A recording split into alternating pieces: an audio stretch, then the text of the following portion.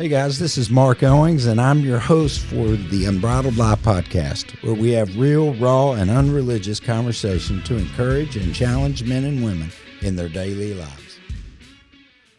Well, welcome to the Unbridled Lie podcast. I'm super pumped to have my friend Jace Yarbrough, who's running for state senator in District 30.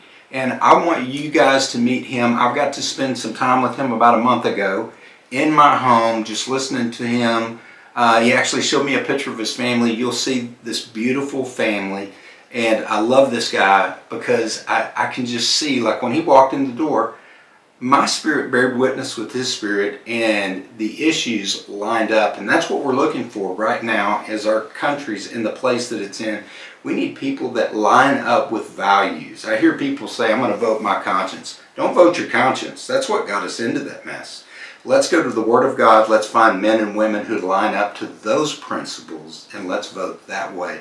So if you welcome with me, Jace Yarbrough, thanks for being on. Yeah, thanks for having me today, Marc. I really appreciate it. Well, tell us a little bit about you. Tell us about your family, kids, and your vocation right now. Yeah, so I'm a seventh-generation Texan. Come on. I was raised in a little bitty town outside of Abilene, Texas, about 700 people, and went to college down at the University of Texas, studied engineering and government, and then joined the military.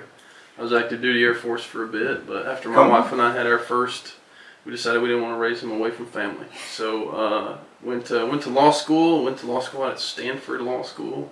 But I hope your listeners don't hold that against me. I promise I didn't fit in out there. It was pretty painful for everybody involved. We were smart boy. Yeah, well, I can pretend pretty well sometimes. But I was there during Trump's first election, so I was there 2015 to 2018, and that was a pretty massive red pill moment for me.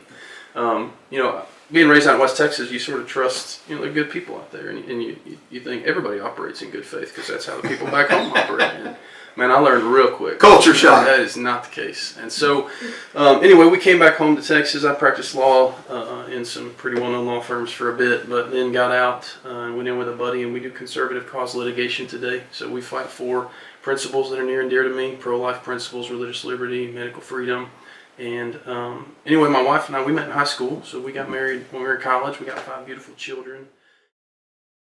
And we're out there. We started a little classical Christian academy last year together with some close friends. Yeah, so she's an educator. She's trained middle school choir. Was kind of her deal. That's what she loves. And so it's been a blessing for us and the people we're running that little school with, and for our 5 kids. And so, man, we're out there and just trying to be faithful in what the Lord calls us to do and the Spirit leads us to do.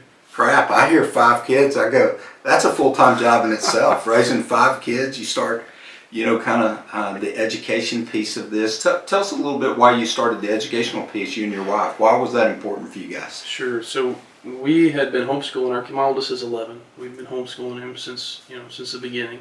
And like many other parents, we saw what was going on in the public schools through a lot of the remote instruction that happened during the sort of COVID crazy.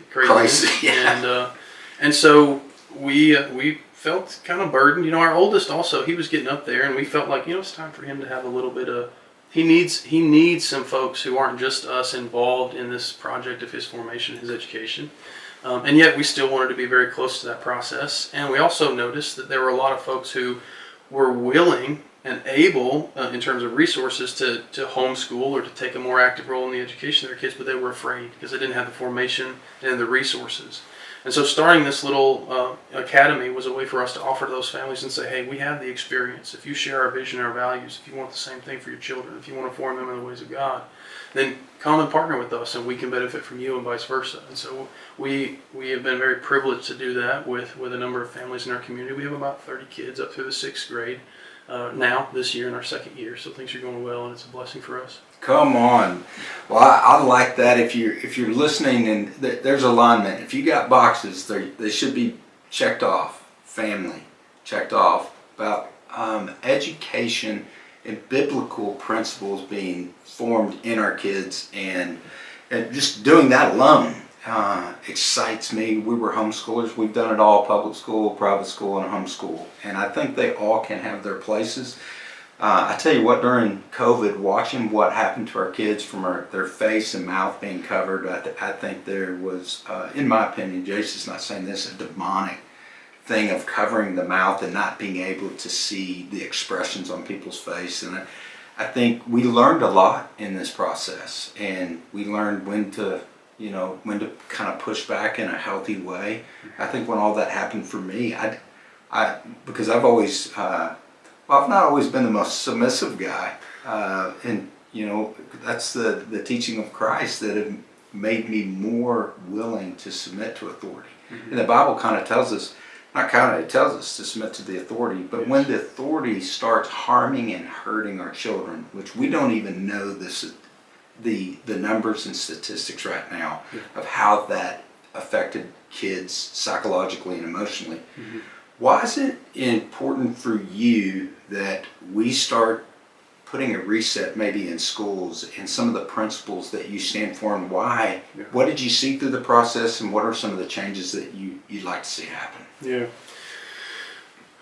The best way I know how to communicate the fundamental change that I think we need is to tell a little bit of a story. So I was down in our capital in Austin during this past legislative session when Jared Patterson, who was a sponsor for a bill, HB 900, which was the Reader Act.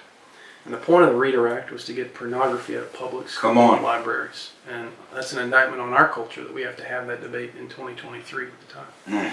He was laying that bill out for the House Education Committee. And one of the Democratic representatives on that committee said, my concern is that if your bill passes, certain books that my boys are only interested in will be taken off the shelves, and they won't be able to read anymore. Now you laugh because you think, oh, these are teenage boys. They weren't. They were 7 and 9. She had brought one of the books that she was talking about. She held it up, and it was clear that it was a book about feces and flatulence. And what she said was, these are the only kind of things that my boys like to read. So if I want to get them and teach them how to read, I got to use this kind of material. And I thought to myself, would you give your 16-year-old a Playboy hoping he'd read the comments? Because when you think about the idea that informs that approach, it's that you're willing to inflame the venial desires of your children in order to get them good at a technique. That's the exact opposite of what I want for my kids. I want my kids to be so formed in truth, goodness, and beauty in the things of God that they can intuit, this is good, and of God, this is not. Right? Even if they can't articulate it.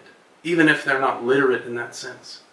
Our education system has been flipped on its head. Even when it's not CRT, even when it's not DEI, even when it's not explicit sexual content, our understanding is if I can get facts and techniques into the brain of a kid, then I have educated him. And that's wrong. Mm-hmm. Education is about the formation of our children in the ways of Christ. And if you want that, then you have to give parents the option and the resources to choose that for their children. Oh, I freaking love it. You just said the difference between facts and truth. We should be forming kids based upon truth, biblical truth. What's right? Developing a conscience. Right now, they're putting this information it's the death of common sense to me. And it's laughable because I go, what kind of person asked that question? And I'm not beating that person up, but they're obviously confused. We've got a lot of confused people on school boards, running things, definitely politically, education, so great. So tell us a little bit, you're a litigator. I hear that you're going to argue in a courtroom, but what has been the things that you've been fighting for that have been on your heart and life, and why? Yeah.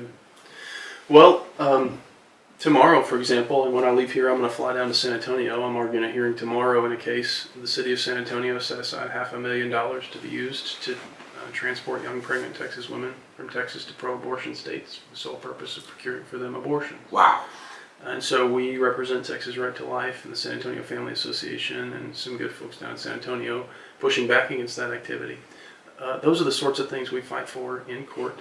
Those things are very precious to me. We also have a number of cases on behalf of employees who were fired for not getting the COVID-19 shot.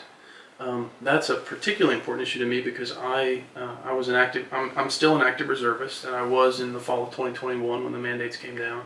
And I refused, on the advice of my doctor and because it would have violated my faith, to take that shot. and put 12 years toward a military pension on the line and almost lost it. They were almost successfully kicking me out. But they weren't able to, and I'm proud to say that I'm still there. My career is over. I will probably never be promoted again because of some of the fallout from that decision and that stance. But that was the right stance. So those are a couple of things that I say when I say I'm a conservative litigator. Those are the sort of things that I fight for. I love it because a lot of people got pressured into that shot or were fearful. And yes, when you've got to make house payment, and kids. Yeah, let me be very clear. Very clear. There were some people who made the decision to take that shot under duress, and I'm in no way criticizing them. For me, as a reservist in the military, right, it's 12 years toward a military pension. That's a lot of money. Absolutely. But it wasn't, feeding my children wasn't dependent on it, right? Now, that's a separate story. I actually left my civilian job and got another job at a law firm because my longtime employer implemented a draconian COVID policy that I wasn't going to comply with. Jesus. But my main livelihood was not on the line. So for me, I felt like that heightened the obligation for me to stand up, right? Because you had guys who were active duty. When you're 17 years in and you got 3 kids and it's take this shot or get kicked out and you don't have a college degree, like, that's a real decision. For me, did it cost a lot? Yeah. Did it cost near as much as those guys? No. And so I thought, well, it's even more incumbent upon me to stand up for this. I think what you're communicating, and I want to tell people out there, and I feel the same way. I don't have any rocks to throw. I think during this time, a lot was developed, the vaxxed against the unvaxxed, certainly Democrats against the Republican. I think the political system has used a lot of this to turn us against each other. And when I hear his story, it's not about what you did or didn't do. It's about what he believed and what he stood for and what he fought for, because it violated his faith. And that's what we're talking about. That's why I'm voting for Jace. I already have. Going to vote again. So tell us a little bit. You get into this race, and I hate to say it, you're David going down in the valley to go fight Goliath. I mean, they're outspending you 3.5 to 1, and you go down in the valley. You really don't have a shot. So, but look what happened with the slingshot. Yes. So to wind up a little bit, I was practicing law. This is the fall of 2023. I'm practicing law with my buddy, and we're fighting the good fight, and I'm doing all kinds of things that I love to do. And the way I ended up there was I actually left big law. So, I mentioned I had a couple of an employer who implemented a policy I wasn't going to comply with. These are big law firms, 800 people, 1,000 attorneys, and I was a small cog in a big wheel. And it was a beatdown. It's a tough life being in big law, and some of your listeners may know that. Yeah. But through the advice of a mentor and prayer, it became clear to me that the Lord was saying, you need to step out, and you need to give me your time. I need more of your time. Because we had lots of money. You make lots of money in that line of profession, but you have no time to do anything. You brush your teeth and you work, pretty much.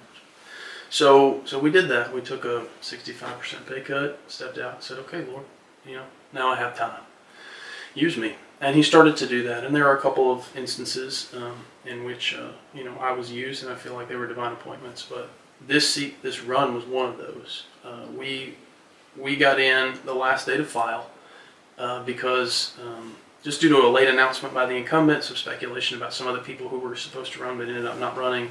We were very concerned, local GOP leaders were very concerned, grassroots, conservative groups were concerned about the only options in the race. That not only were they less than desirable, they would in fact do affirmative harm to the conservative values that we have. And this district, to be clear, Senate District 30 is a Trump plus 23 district. It is a very, very red district. And so we were committed to giving it very, very representation that was aligned with President Trump and his values and the things that he fights for. And so we got in, and the Lord didn't say. I felt the vocational call to politics my whole adult life, and so I've served as a precinct chair for the party, and I've done voter guides and canvassing and things like that. But when this opportunity came up, we prayed about it, and He never said, "Jace, you got to do this. You have to run for this." He didn't say that. What He said was, "This is the kind of work I've called you to do, and if you step out and do this, I'll be with you."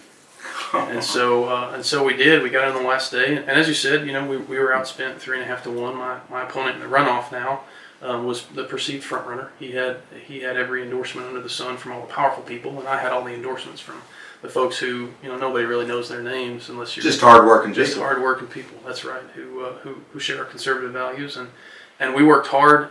You asked me, how did you do this? And the answer is, well, I didn't. Me and about 33,000 other people did it. Come on. Yeah, we have lots of good people across the district, and that framing that you use, David and Goliath. And what I say is that's what everybody on the outside looks at it and thinks. But sitting here where I am, it's really a David and Jonathan race, because there are. You remember Jonathan? Your listeners will remember, right? He was the one he had the throne, he had the crown, he had the scepter within his grasp, right? But he considered equality with the King Saul, not something to be desired, and he gave all that up. Why? For the Lord's anointed, for what God was doing. That's right. And he became a type of Christ in the Scriptures for us, right? He becomes glorified because he poured himself out. And if your readers that are familiar with the New Testament, the Scriptures, and the way they talk about Christ, will hear me describing Jonathan this way, right? Christ was one who considered not equality with God something to be grasped, Philippians 2. but poured himself out, right? Became obedient unto death. And that's what Jonathan did. He died to the power of this world so that he could live in the power of God. And that's really what there are thousands of Jonathans all across Senate District 30 who they didn't know me before I got into this race, but they recognize in me the values that they share and they love. And so because we have that shared understanding, we're drawn to something that's bigger than us. And as we're drawn up toward that thing, we get drawn closer together too. So I've made some fast friends that I think I'll be working. We'll be conspiring together for the rest of my life, God willing, for good, true, and beautiful things. And so, that's what's going on in this race. And it's a spiritual battle, like everything is. And for those who have spiritual eyes to see it, I think they were less surprised than, the worldly powers down in Austin who were watching this from the outside and thinking, and there's no way that this kid can come in and do this. How old are you? I'm 37. 37. I'm 37. Yeah, but 5 kids, law degree. You said something, Philippians 2, it's really divine for me because I have been in Philippians 2 for the last 2 or 3 weeks. One of the things it goes on to say is we too should take the attitude of Christ. And that same thing, what I've been learning is it gives us a picture of what Christ did, how he didn't take equality with God to something to be grasped, but took on a role of a servant. We too should take that same attitude, talking about the mind, and that mind there, you need to go look that up. I think the Greek word is phoneo. I can't really remember what it does. But as I've studied this, there's God's part and there's our part. God, Jesus shows us this is the way to go. Now you do it and take on that same attitude as a servant. And that's what I love about what you're doing, Jace, and that's what I want to tell people is I think we're all fed up. I think we're frustrated. Some would say, man, I'm pissed, I'm mad, and the adjectives could just keep building, right? But, I think we're all asking, what can we do? One of the things that we can do is go vote. You listen. Don't listen with your ears. Listen with your heart and your spirit, and listen to the values. It did not take him but about 5 minutes. He knocked on my door, just out canvassing a neighborhood, invited him in. We got to talking, and I could see the values in his heart, the passion in his heart. And here's what I really saw, a fire in his eyes. Like he was committed. He's not going to. And I asked him, you going to win this? He said, I'm absolutely going to try to win this. And he just kept looking me in his eyes. So God's doing his part. Jace is doing his part. We need to do our part. So this is a little bit that I want to tell people that are Christians.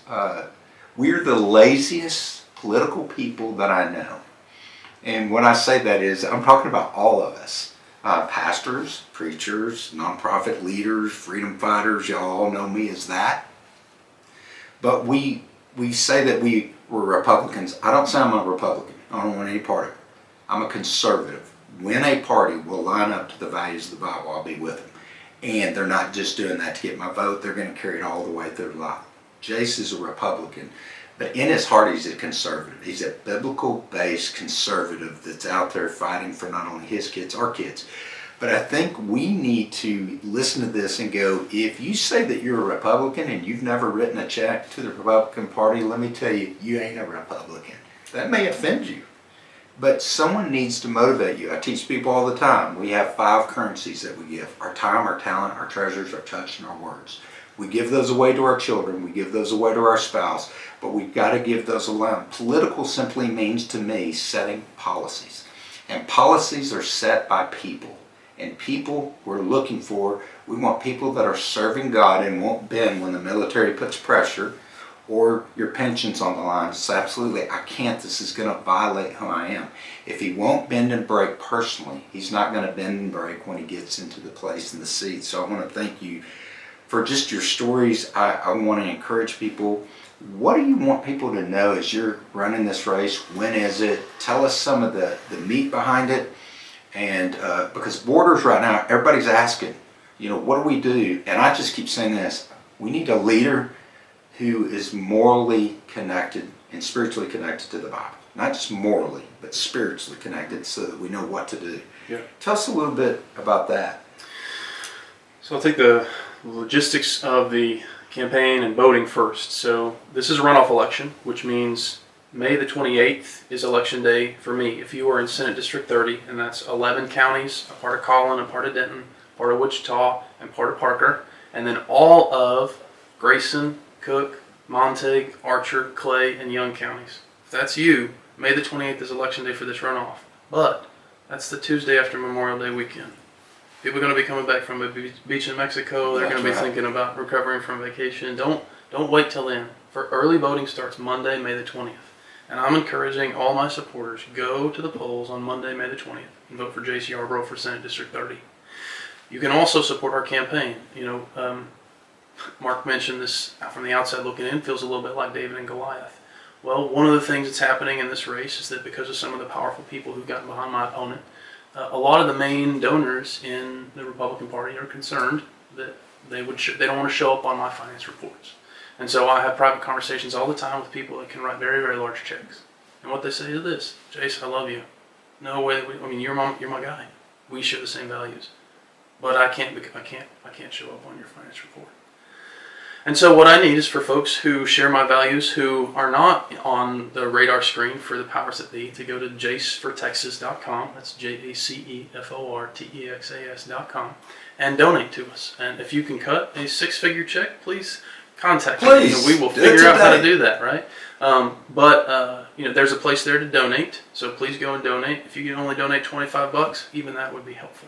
What we're trying to do is ensure that this Senate district has deep red representation that aligns with the values of the voters in the district. And so it's a grassroots campaign from top to bottom. And you mentioned the servant. There are so many dimensions to the Christian life. One of them is absolutely following Christ as the suffering servant. And one of the passages that I have really meditated on and clung to in this race, when Jesus is going to Jerusalem and he tells his disciples, "Hey, I want you to go over here, and you're going to find this colt untied. Bring it over here." And they're sort of thinking, you can tell, right? Like, well, what if the owner is there? What are we supposed to tell this guy? We're just stealing his donkey. And he says, "I want you to tell them the master hath need of it." Mm-hmm. And I've always tried to remind myself of that every morning when I pray, that I am a colt in the service of the King. Right? I'm here doing this thing. Why? Because right now, the master hath need of this. Mm. And I can provide this particular thing because of my formation, my background, the things that I love, the interests that I have, the kind of reading and research that I do when I have free time.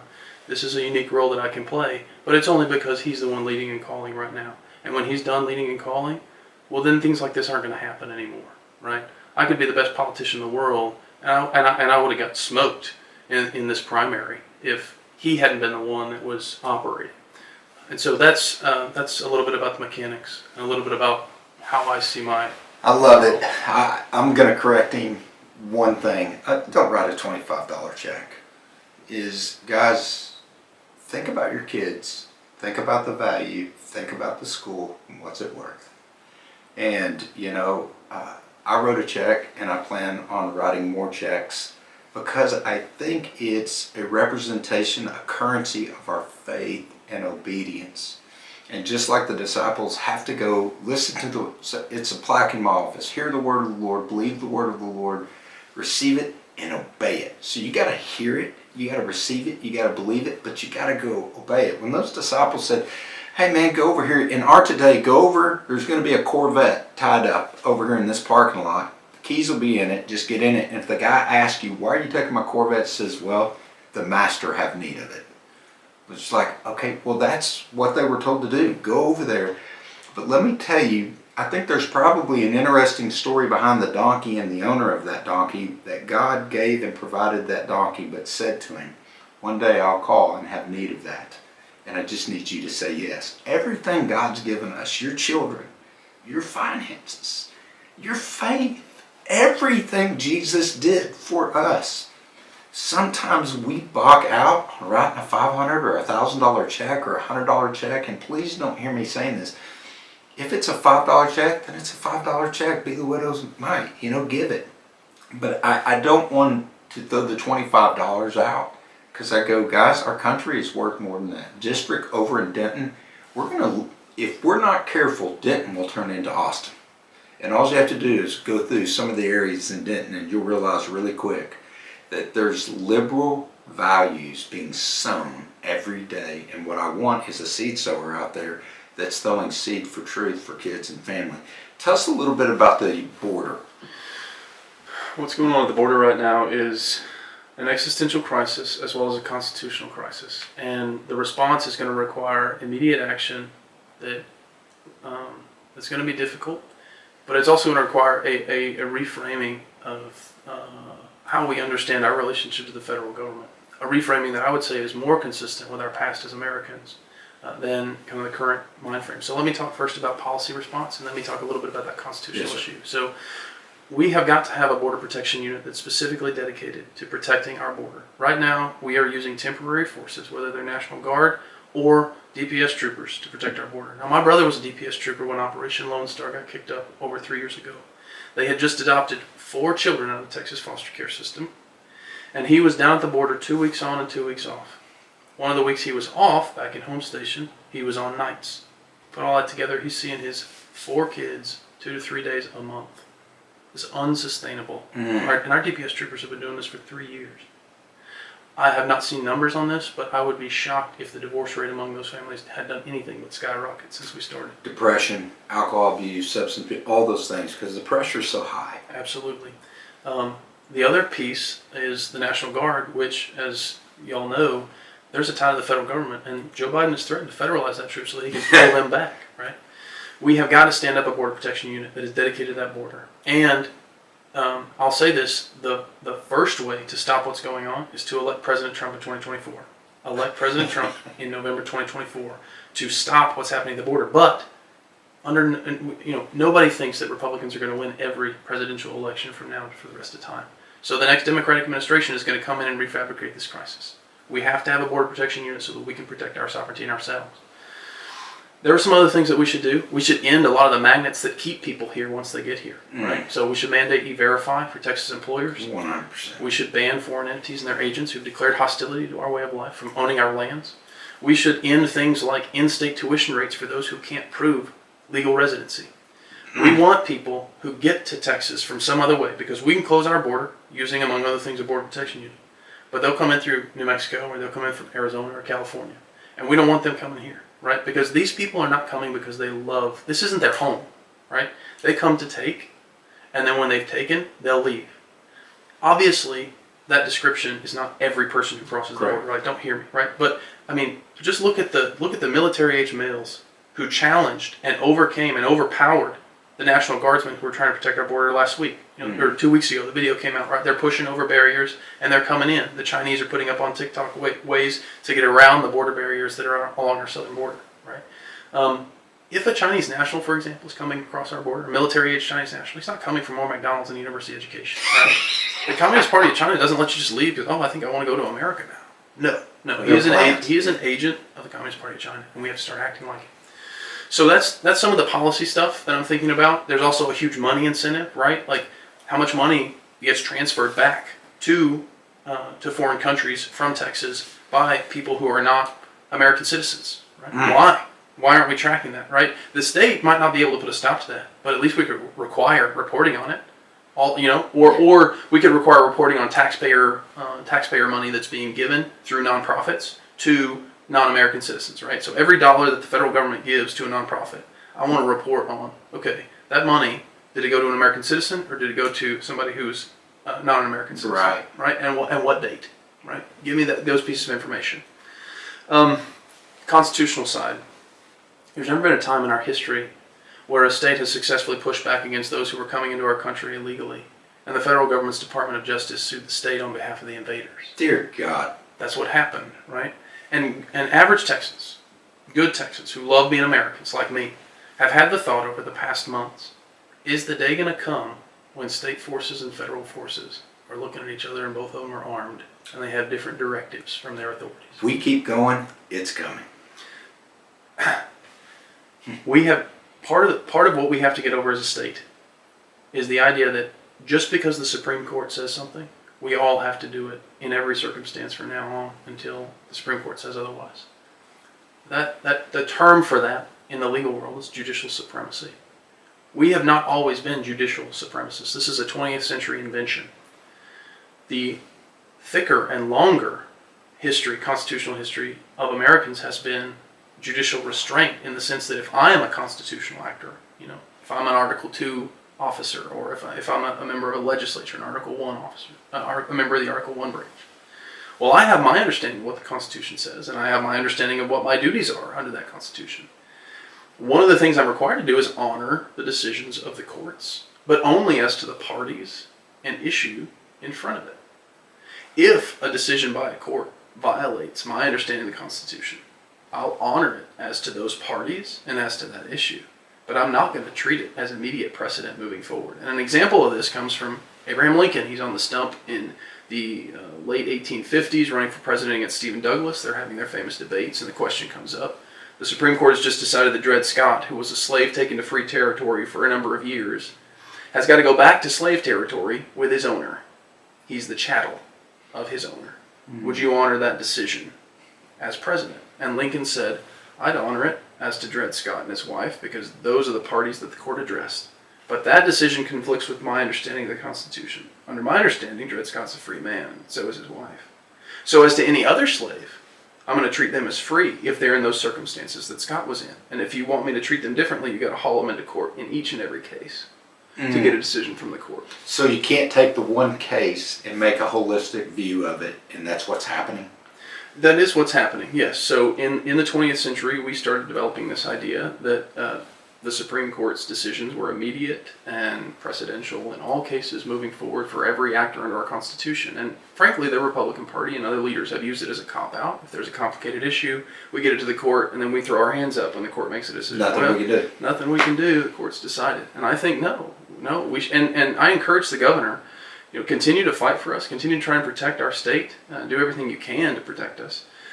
And whenever the folks push back and say, "Oh, you're not honoring this or that decision or this this decision from the federal judiciary," what he can say is, "Look, I'm being faithful to the Constitution as I understand it, and I'll honor the court's decisions as to the parties and issues in front of it.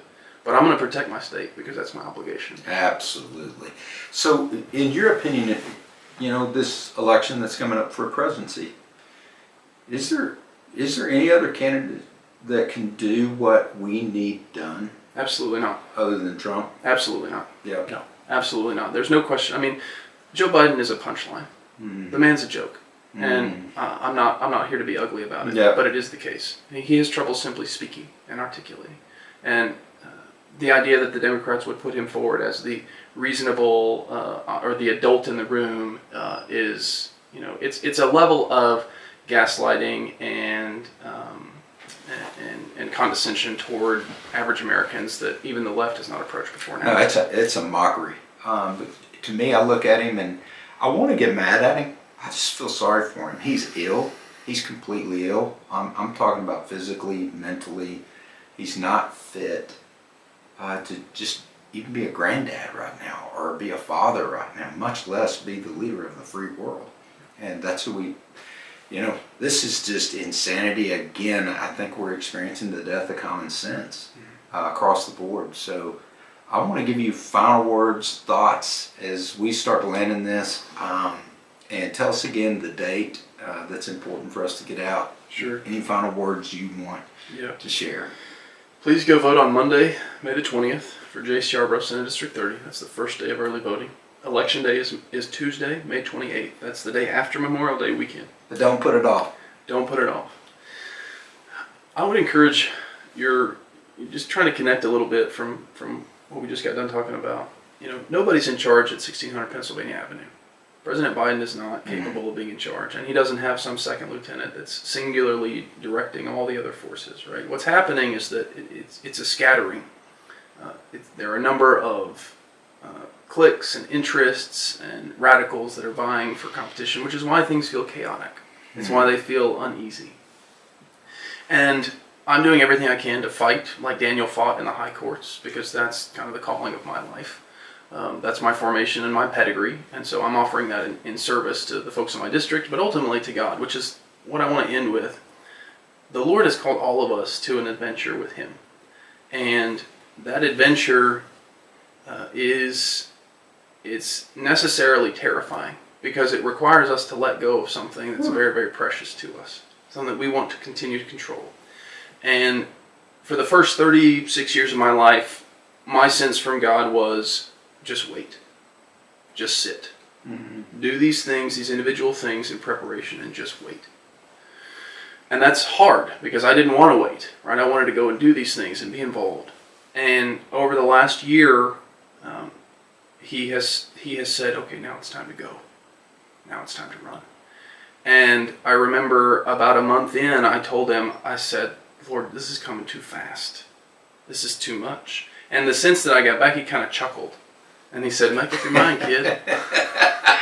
That's the God I know. He's got a sense of humor. He does, right? But the point of the telling is this. Running in this race is painful. It's like crucifixion.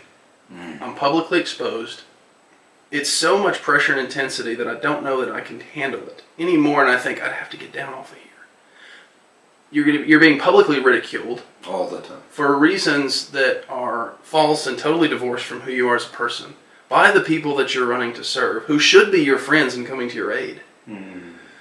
It is a very lonely thing, right? But then what I heard from God, what He said was, well, isn't the point of the life I've called you to be crucified with Christ? And so I want to encourage your listeners, find that place in your life where you are being crucified with Christ, where this is painful, but painful in a way that's, it's sort of like when your legs hurt after a long walk in a beautiful place, right? It's like, this is painful, but it's pain that is in service to something that's ennobling and edifying and part of who I am. And so I want to encourage folks, the way that we rebuild our culture is when Christians find that place where they're crucified with Christ every day, day in and day out. That's where God's kingdom is built, and that's where lasting redemption happens. Gosh, I love it. Jesus endured the cross with joy. It's just, we were talking with some friends the other day and just talking about the principles of what make up a church or a Christian or a follower of Jesus. And we talk about the Word, we talk about worship, we talk about time, we talk about community, and talk about serving. But one of the things that we forget in the West is suffering. And when we forget that, that we've been called to suffer with Christ, and whether you're running for a political office or head of an organization, bringing freedom, preaching, whatever it is, just remember today, if I could encourage anyone out there, there's a different kind of pressure on Jace than me, and there's a different kind of pressure on you. But Christ is able to bring joy in any situation when we invite Him in. And I think that's where our time with Jesus, and if I could say anything, it's not the Word of God, it's not worship, it's not all these to-do lists, it's about being intimate with Christ in suffering with Him, or inviting Him into your suffering and Him bringing the comfort. The Word of God says that He is the God of all comfort, and He gives that comfort away. Why? So that we can give that same comfort away to others. So thanks for coming on today. Don't forget about Jace Yarbrough. We bring all kinds of guests, testimonies, stories on here. Pray for his wife and children, 5 kids, and pray for this so that the light of Jesus may shine in our political system. Thanks for joining us, and please pass this on, share it with a friend, go like us on YouTube, follow us, just keep passing along and keep sharing those stories with us in text. I appreciate every one of you. And for some of those of you out there that have recently sent in gifts just to support the podcast, man, I wanted to say thank you. to the east side of Fort Worth, where I grew up. Some of you guys have just been so faithful. It just blown my mind. I'm grateful. I'm thankful. Thanks for being a part of it. Let's get the word out. Listen to this. Thanks so much for listening to the Unbridled Lie podcast. We know your time is valuable, and we hope we bring real and relevant content that helps you live that unbridled life. If you want to help us spread the message, you can rate or review the podcast on whatever platform you like to listen to us and share it with a friend or two. If you want to know more about who we are and what we're doing, head on over to theunbridledliepodcast.com and learn more.